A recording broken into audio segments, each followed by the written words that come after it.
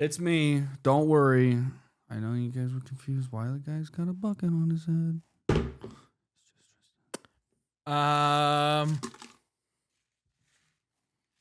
Hello. Welcome back to the Frame Rate Podcast. Tristan accidentally drank water that had T-Rex DNA in it. And now he spazzes out on occasion. My little arms. I don't think this plan was thought through. As a kid, I ate that scene up. That was Master. that was one of my favorite scenes ever. Yeah, it was so good. That was so funny. My parents did not think it was funny, so me and my brother.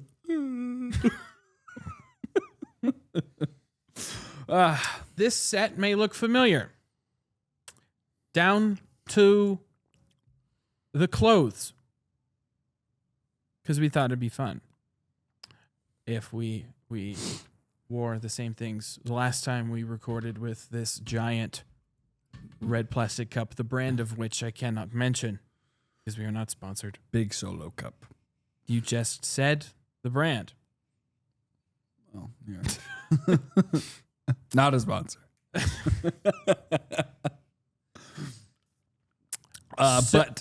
No, I've been talking too much. It's your turn. Alrighty. No, today we're doing 3-minute random movie reviews. Not to be confused with our episode 2 weeks ago, which was 2-minute debates, because we clearly saw how terrible I am at that.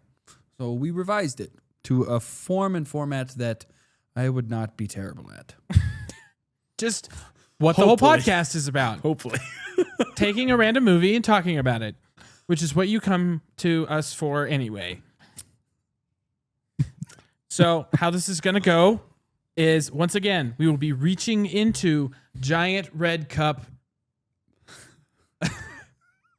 and pulling out paper. On paper have movie, and from movie, 3-minute review of movie. Good review only, however, to make it more fun. Yeah, we can't dog on the movie. Even if one of us or both of us Hate the movie. do not like the movie, We have to talk good it about it. has to be good about it. I'll give you the honors. You pick our first one. Okay. Did he fall out? No, you're good. Okay. No, you're good. Okay. Our first movie is drum roll. Don't. I said don't. Sorry. My bad. The Princess Bride. Ooh. That is Alrighty. a good one. I ate it. You see that? Okay. 3 minutes 3 minutes. starting now. I like The Princess Bride. Where we grew up and how the lifestyle that we pretty universal for how people in Utah grew up. This is like the pinnacle of This was the fantasy movie before night. The Lord of the Rings came out. And this is like our introduction to Lord of the Rings. As weird as that is, people wearing giant rat costumes in a forest with flamethrowers coming out of the earth is the closest thing we have to Gollum. Yeah, Back in the day. You could also count the guy that hides in the tree that brings Wesley back to. Yeah, I guess. But no, this movie, I don't know. I don't know how to even formulate pretty my timeless. thoughts. It's a great I say movie. that it's a timeless comedy yeah. that can be watched over and over Yeah. again. And it's Time one and of those time again. movies that I'm actually really glad never got a sequel, because I feel like that would do it a bigger disservice than helping it out. I don't know how a sequel would have even worked. Well, they Princess kind Bride. of do that all the time now. Yeah, I get that. But I mean, like, because it was based off of the book that is read in the movie, Mm-hmm. like, since there's no sequel to it, and like they really just the movie clearly ends the story, so that makes it great. Yeah. And like, my favorite thing about the movie wasn't even a part of the movie at all. It was the DVD case that we had that had the title written, that no matter which way you flipped it, right side up or upside down. It's still red. The Princess Bride. That blew my mind as a kid. I don't think I've ever actually put that DVD into a DVD player. I just always happened to show up and the movie somehow would play. Huh. It was actually really crazy. I don't think I've ever seen a DVD case for that movie my entire life. That's crazy. I might be able to find it here. I doubt it, but might be able to show it DVDs to are a you. thing of the past now. I miss But- them though. No, it's a great movie, and it's got so many good lines that really have never really lost their grandeur, right? Like, Anybody want a peanut? or my name is Antonio Monte. I don't know, Miguel. I don't know. My name is Inigo Montoya. That's what it was. You killed my father. Do you Prepare by to die. chance have a 5? 6 fingers on. You have 5 fingers on your right hand. Matter of fact, I do not. Oh, I'm not looking for you then. Imagine Inigo Montoya's just looking for a 5-fingered man. That would be brutal. But no, I love this movie. I'm very glad that it exists. But I'm glad that it's never, like I was saying, I'm glad it's never been touched again because it just adds to like the amazingness of that film. Yeah. As you wish. As you wish. As we. You seem a decent fellow. I hate to kill you. You seem a decent fellow. I hate to die. So that was time. That was a quick 3 minutes. Beautiful. Wonderful. This time it's you. Oh? Nope, you're good. You're good. It's like bobbing for apples. Except normally you don't use the bucket and tip it over your face. That's upside down. That's Harry Potter and the Goblet of Fire. Ugh. That's fitting. This You pulled it out of a. You pulled it out of. Harry. That's one of my favorite things. It's just like how it is like written in the book compared to how they Yes. do it in the movie. This Henry. okay. This I have to actually approach from a standpoint of someone. I haven't started the timer yet. Okay, well, just Okay, go. I'm gonna start. This is hard for me because I've read the books and I love the books so much. The movies, it's right around this point that the movies stop being like the books. I mean, they're not really like the books for the first ones before this, but this is where they really start to deviate. Yeah, I mean, That being said, I think the difference being is that they can be pretty grounded and still like, I guess, as realistic as possible in the first 3, but then this is when it starts to get like really fantastical and like it grows in scale. It's no longer like fixated like 100% on Hogwarts. Yeah. You learn about all of these other magic schools and the wizarding world more than just the wizarding school. And so they But- kind of have to branch out and change some I'm gonna things say, to make this it. being said, this is one of my favorite movies out of the Harry Potter movies.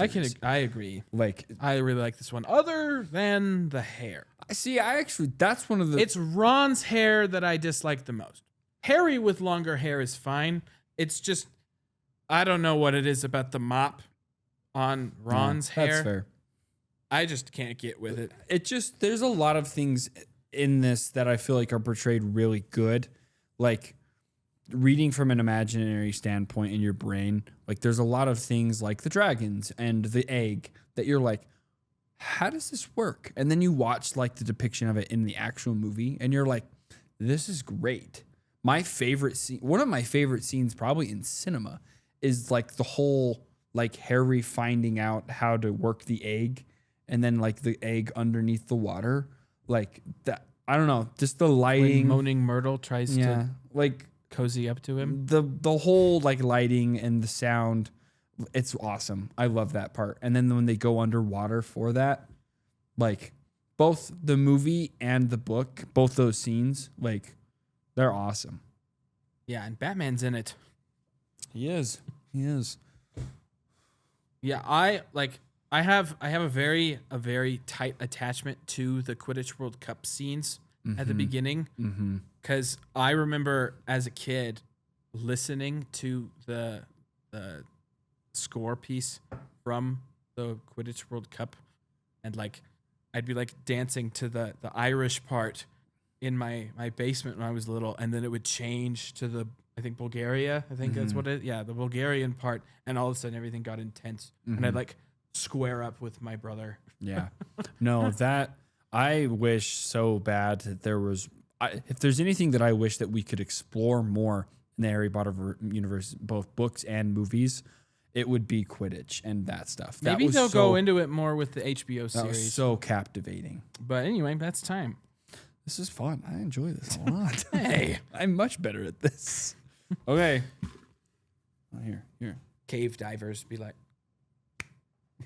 shoes.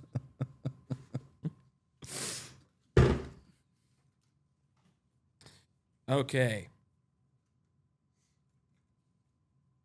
Star Wars Episode 2, Attack of the Clones. Actually, Okay. Oh, wait.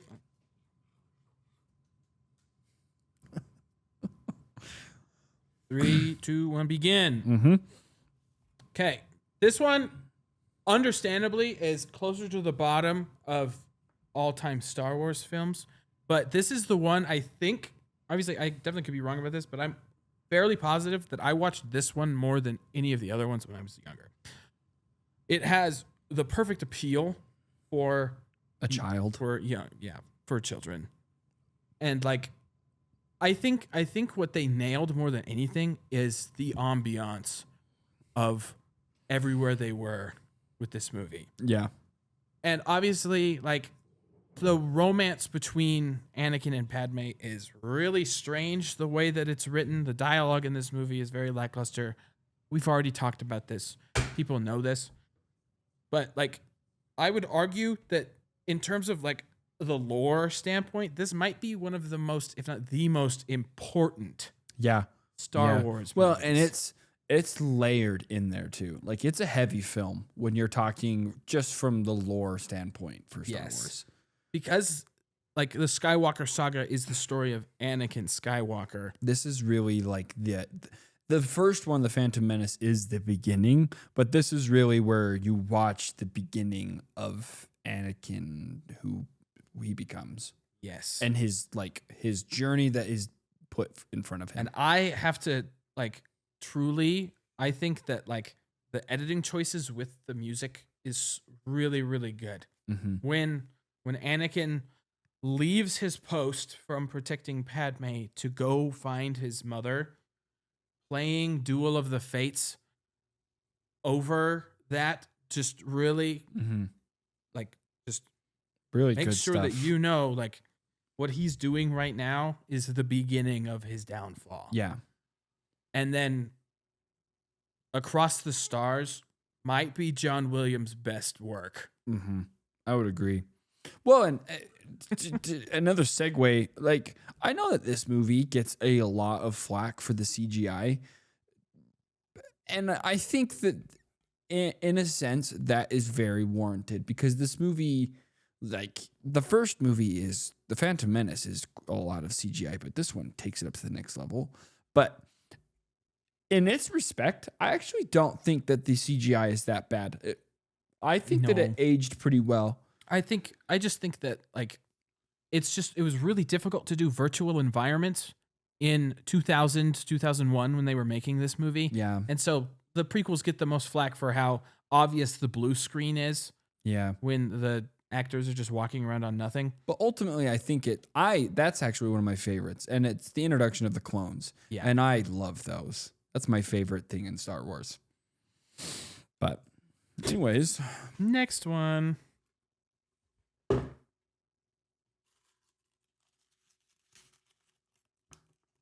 What is it, Tristan?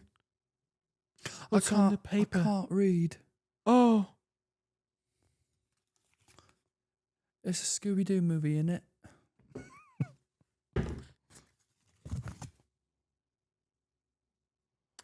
I'm gonna take that. I'm gonna the live action Scooby-Doo. I'm gonna interpret this as the live action. Yeah. We have confirmation.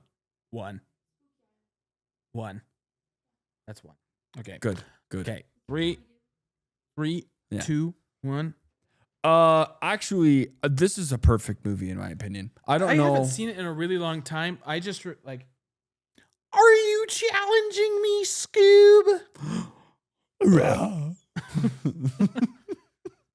Oh my gosh. No, I love this movie. This is an Aiden Tristan classic. I think that I've probably seen this movie more than I've seen any other movie on this planet. Really? Because we owned this movie. I remember it had a green case. And me and Aiden used to watch this movie all the time. I love this movie. I don't think I got around to watching it until I was like 15. Yeah, I grew up watching this movie. It helped me realize that I am into women because Daphne and Velma.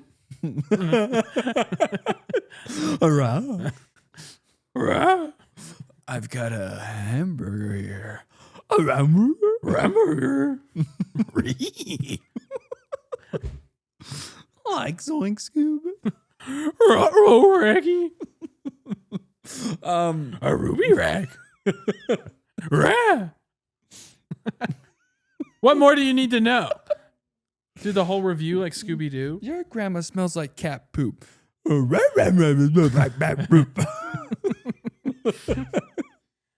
This movie's hilarious.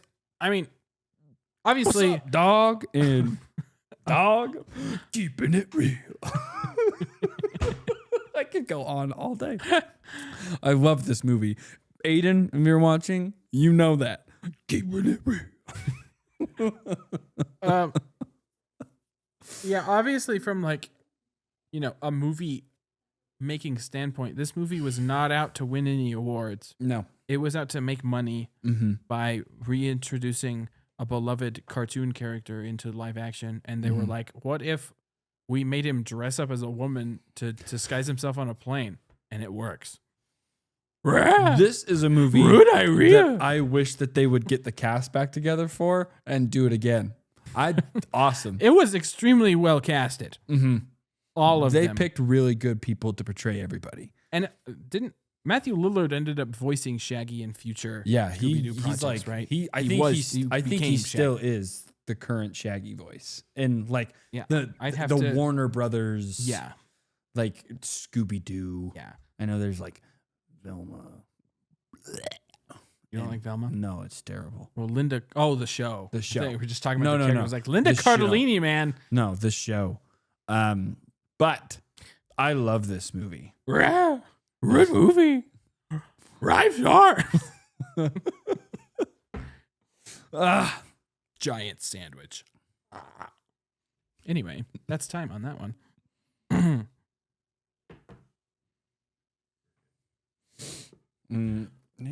Right turn. You take it. I want to see your creative vision. If I look down here, I can. Hang on.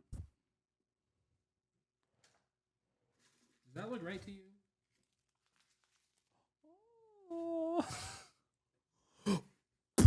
What's that behind your ear?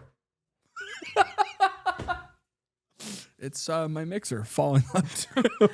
It's my expensive equipment breaking. And anyway, Wicked. Ugh. I mean, yes. My sister in the back gasped. My wife in the back gasped. Anyway, that was good. Actually, to fly. Do you want to start this one, or you want me to? It started. I can begin. Okay. As someone who's already established on this show that I'm not the biggest fan of musicals, Wicked's good. I liked Wicked. Well produced, incredible visual effects, good set pieces. The choice to record the songs live on set elevated the performances by a lot. Well, and it really helps you know that it helps bridge that gap. Like every time when someone sings, you're like, Yeah. This one, like you really, obviously for obvious reasons, it really feels like you're listening to them sing as they're doing the things. Yeah, because you can tell that there's no ADR with their singing. Obviously, maybe like there's probably some parts Some that like filler. maybe like they didn't get the sound right, but I don't know. Maybe they were diligent enough to just do the whole scene over again if that happened. Yeah. But like, I'm excited for Wicked for Good. Yeah. This coming from a guy who I think my mom's favorite movie of all time. Well, I take that back. Not her all time. But one of my mom's favorite movies is The Wizard of Oz. So I grew up watching that my entire life. I've actually never heard of Wicked before I went and saw it. So Grace gave me the rundown as we were going to watch it. And I think that this story does really well by The Wizard of Oz. I didn't actually know the story a lot growing up, but like my mom and my sister had gone to go see Wicked on Broadway a long time ago. And I grew up with waking up on Saturday mornings to the Wicked soundtrack being played while my mom cleaned the house. And so I already knew nearly all of the songs in the movie, but like the story was past me. Like, I went and watched it because I'm not a big musical fan either. And I only watched this solely to make my wife happy because she wanted to go watch it and I didn't want to be home alone. So I went and watched it with them and I thought it was really good. I think coming from a Tristun film standpoint, like I focused more on like the practical effects and everything. And I've said this many times. I think probably one of my top like scenes, I don't know where it ranked, but one of my top scenes is probably the scene where the Wizard of Oz comes through. Like, is it like a curtain? Kind of, I guess it's just his robotic face. Right? Yeah, and like the sound, between like the mixture of the sound, it's intense. It's cool. I was like legitimately kind of scared. Yeah, it's really cool. Yeah. And the Wicked for Good, like its trailer shows a lot more usage, like that there's more usage of it. The Wizard of Oz takes place during that part of the movie. Anyway, so that's excited. Time. I guess my final thing I wanted to say is I don't think Peter Dinklage was a good casting choice, at least making him sing in the movie. That's the only part that I really don't like. He sounds awful in singing. Anyway, when was Peter Dinklage? He's the goat. Oh. I did not know that. Something bad. Did not know that. Yeah. All right. Well, I guess we'll go ahead and jump right into the next one. No whammies, no whammies, no whammies, no whammies, no whammies, no whammies, no whammies.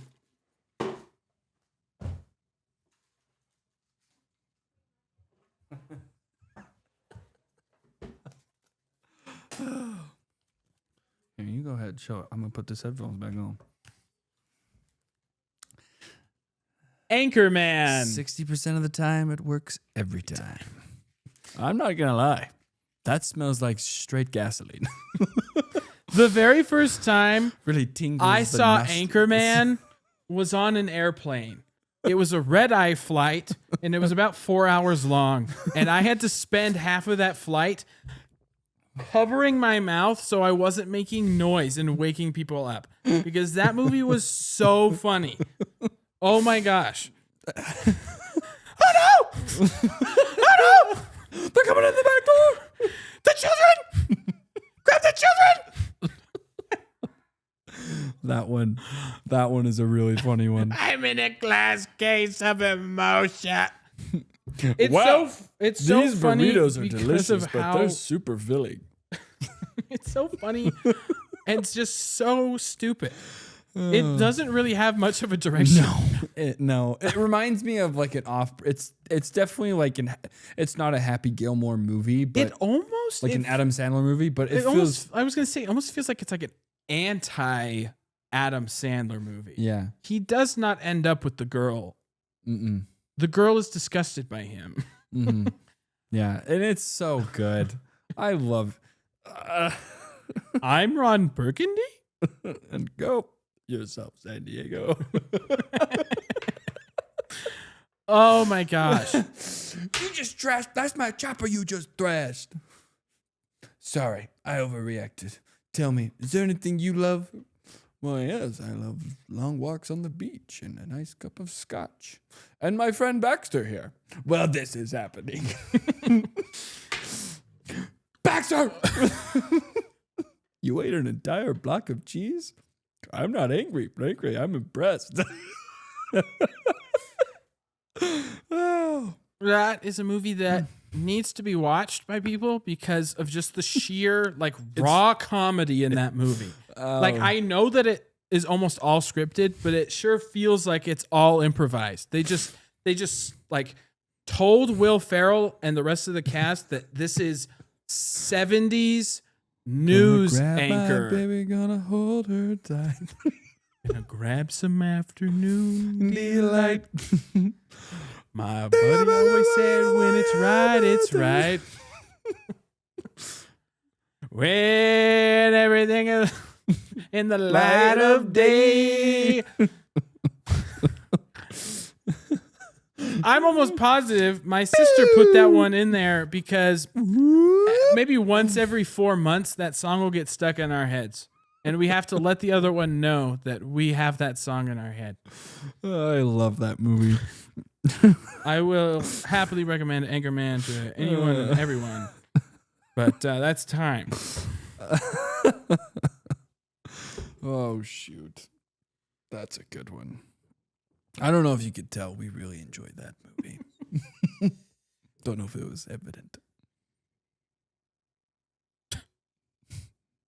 My claw. Dang it. What do they say? Oh, I got two. You dang. saved us. We are eternally grateful. Whoa. I'm going to do that with my mouth because of those guys. Whoa. Whoa. I'm getting ahead of myself. If this is Toy Story, that'll be crazy. The Super Mario Brothers movie. Oh, I love this one. Or is it? It just says Mario movie, so I'm assuming it's not the one from the 80s. That's absolutely awful. Mario's just a middle-aged Super Mario Bros. Movie. Middle-aged angry man. Okay, 3, 2, 1. Again, this is a movie that I don't think I have a single negative thing to say. It manages. If you look at the critic score on Rotten Tomatoes, the critic score puts this movie, I think the last I checked, it was like 54% or 56. Which makes sense. Right, but the audience score was like a 98. Critics have a hard time with movies that are purposefully not trying to take itself serious. Yeah. Because they take every movie serious. Yeah, well, and they don't really like fan service movies either. But that's actually something that I really enjoyed. I remember watching this movie and talking with my wife and one of her friends when we got done watching this. And I was like, I think this movie does a phenomenal job at bridging the gap between Mario and its fans. Right? Yeah. Because we have the generation before us, like our dads, that grew up playing Mario on the old school Nintendo consoles. Then you have us who grew up playing like animated Mario, like 3D Mario. Yeah. And then you have the kids nowadays who grew up playing like the 3D Mario, like side scrollers and like Odyssey and stuff, and Mario Kart. Yeah. And this movie does a really good job at both reaching each one of those eras of Mario and throwing in like the most subtle of subtle nods to each of those eras and what made them great, but also like opening the door for new fans. There were so many kids, like, and so many members of my family that like got so into Mario. Like my nieces who I think the oldest is 4, right? They love Mario solely because of the Mario movie. Like they sing Peaches. They sing Peaches probably like every other song, right? So I love this movie because it did that. What I like a lot that I haven't seen a lot of people really talk about is that this movie is pretty much like a new gen animated version of the Super Mario Bros. Super Show. Mm-hmm. They have Mario and Luigi are from Brooklyn in real life, and they go through pipes to enter the Mushroom Kingdom. Mm-hmm. Kingdom. That freaky there. Mushroom Kingdom.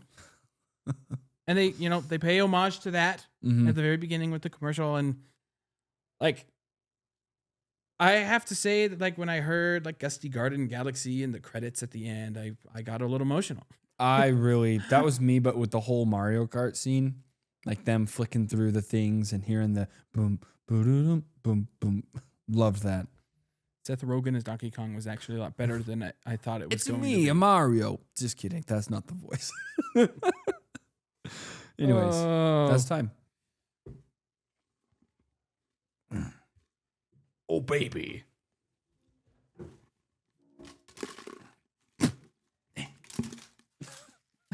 What did you think was going to happen? Not that. Okay, let's see what we got here. This is a good one. This is probably one of my favorite movies. Monsters University. I think this movie is better than Monsters Incorporated. And I will fight anyone who says otherwise. Monsters Incorporated was a great movie. Monsters University I feel like Monsters University is what Finding Dory and The Incredibles 2 tried to do. Personally, my personal opinion is that Monsters University found a way to be like on par with its original. Yeah. I tend to lean towards Monsters Inc. more than Monsters University, but like my whole family can attest that there was a good period of time that we all were really into that movie. Katie, am I allowed to expose you a little bit? My sister had an entire birthday party revolving around Monsters University, and we got these little rubber like spiky balls that when you would hit them they would glow, and we got black lights installed in our basement, and we had a whole like fight with those like the urchin things that they have. I don't know if that's considered exposing. That sounds like an awesome birthday party. I don't know if she wants that out there. You know? We had it, like we watched it projected on the wall. That's awesome. I want to touch it. 2 Charlie Day movies in a row. Yeah. Huh. But it's a really good movie. I think it does a really good job. Again, what I said, like in regards to Finding Dory and The Incredibles 2, Monsters University did a really good job at capturing this. I think you said this, but capturing the magic that Monsters Incorporated brought, but not making it the same movie. No, right? I think it had like it matched the humor, like the type of humor that Monsters Inc. went for this one, and like it made it more about Mike than about Sully, because Sully was more of the lead for Monsters Inc. And it really like more fully connected you to who they were, like expanding their lore, and like their new characters that they added in were all good. Yeah, I really enjoyed it. Who was the voice? Who was the voice of the? Because I think I have a. Was John Krasinski the voice of the frat like leader? No, he might have been actually.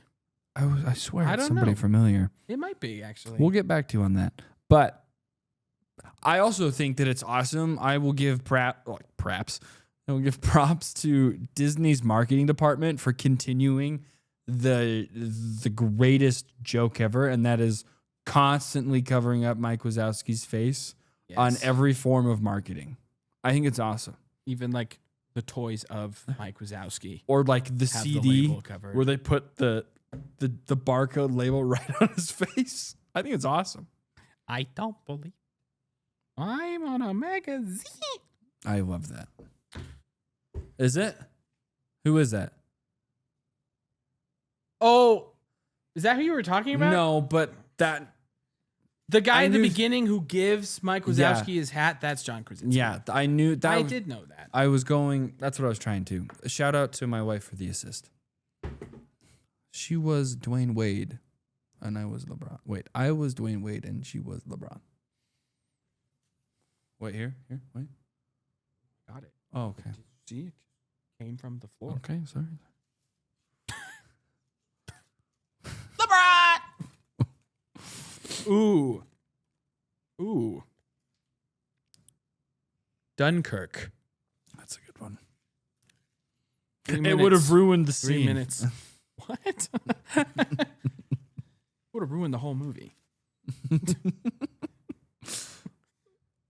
I have a personal affinity for this movie.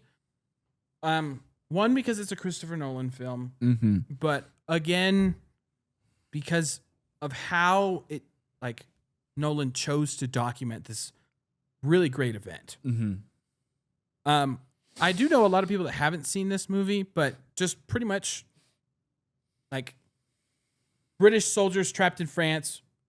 British civilians have to go rescue them from France because there's not enough boats. Mm-hmm. Like, I do remember when I first watched this movie, I was like, Harry Styles? Yeah. Why is he in this movie? Yeah. He does a good job. Well, and the scene with Tom Hardy. Yeah. Yeah.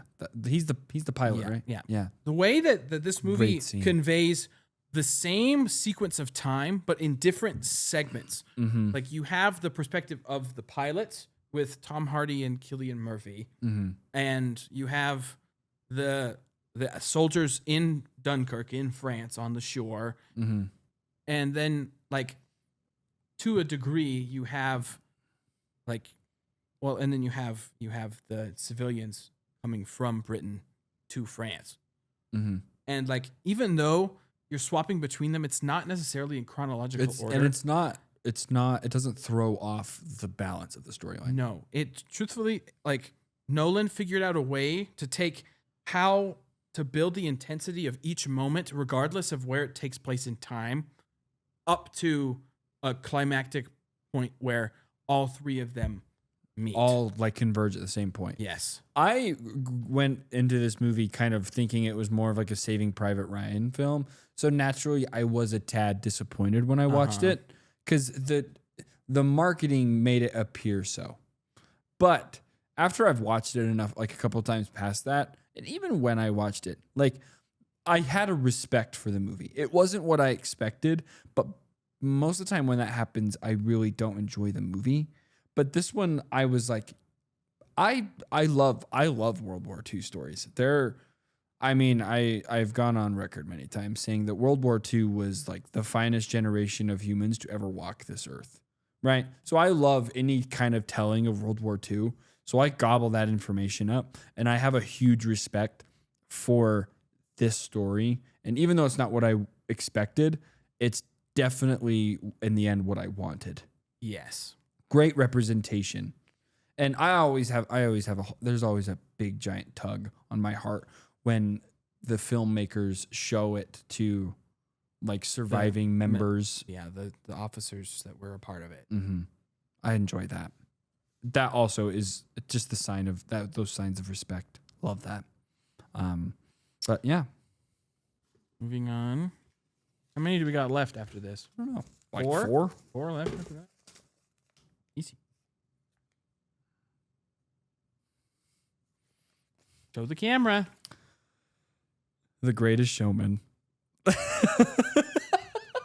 had a feeling this one would be in this pile.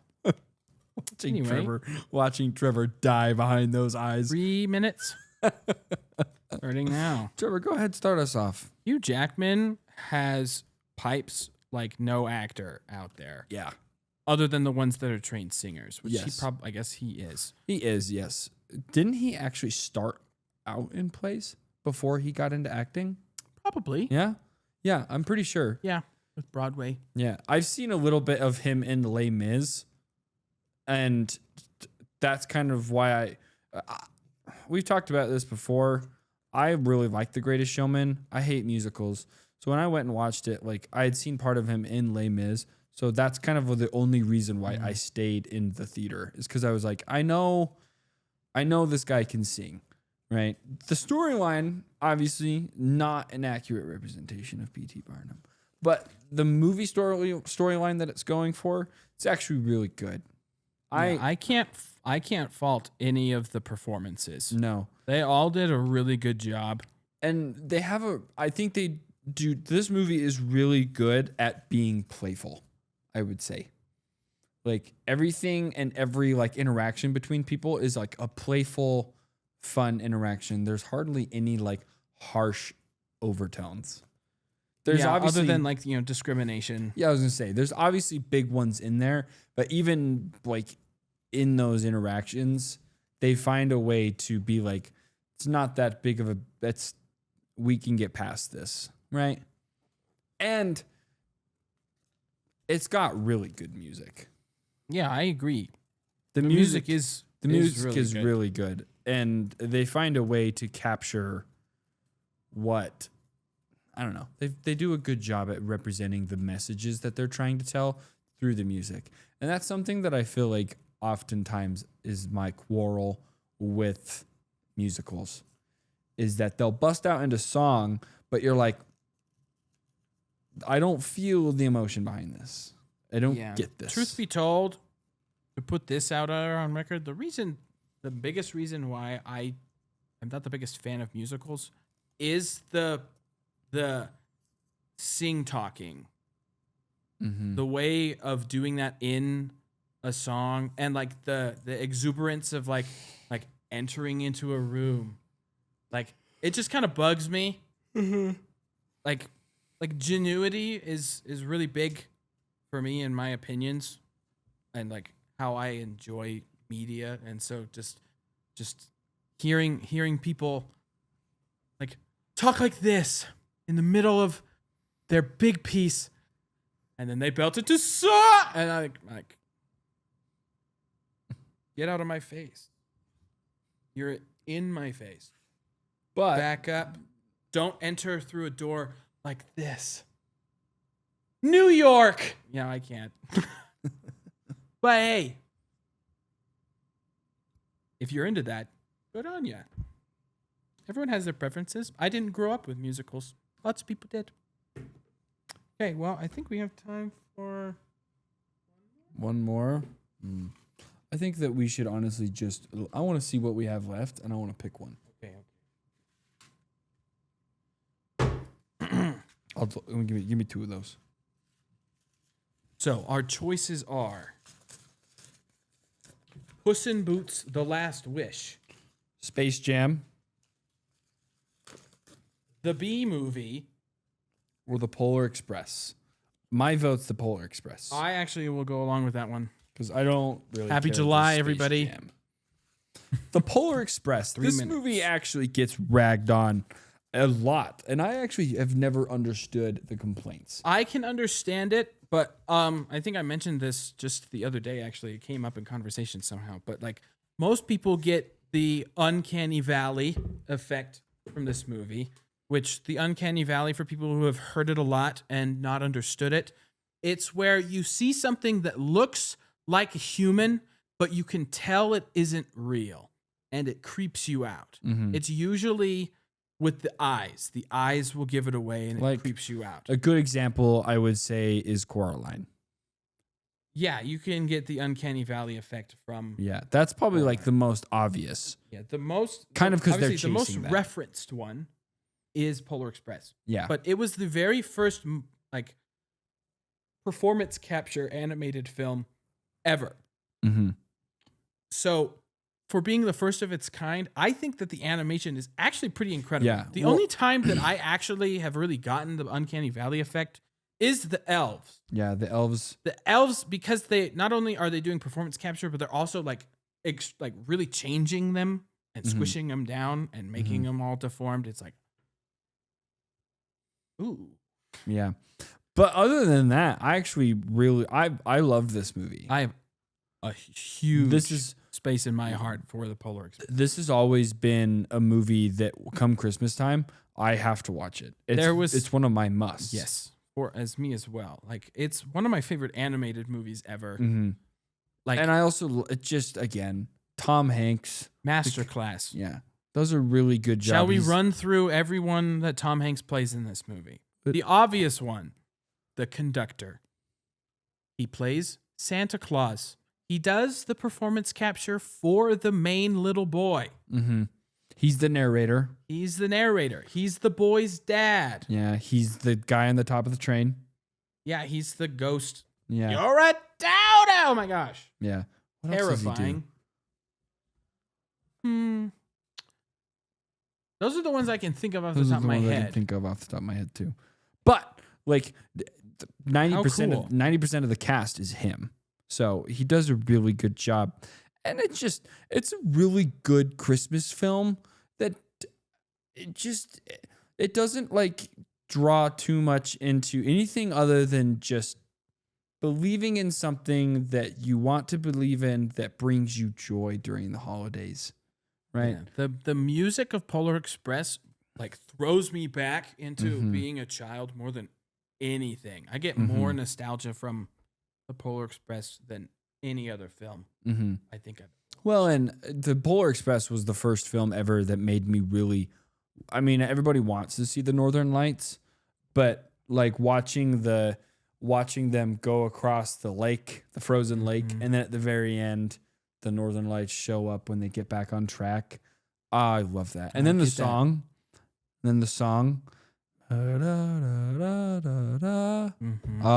love that song. That is one of my favorite Christmas songs. Well, that's time.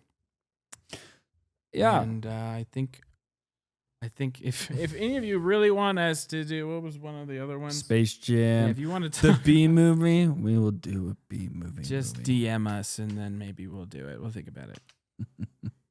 But anyways, thanks for watching. The usual. Like, comment, subscribe, punch that bell icon.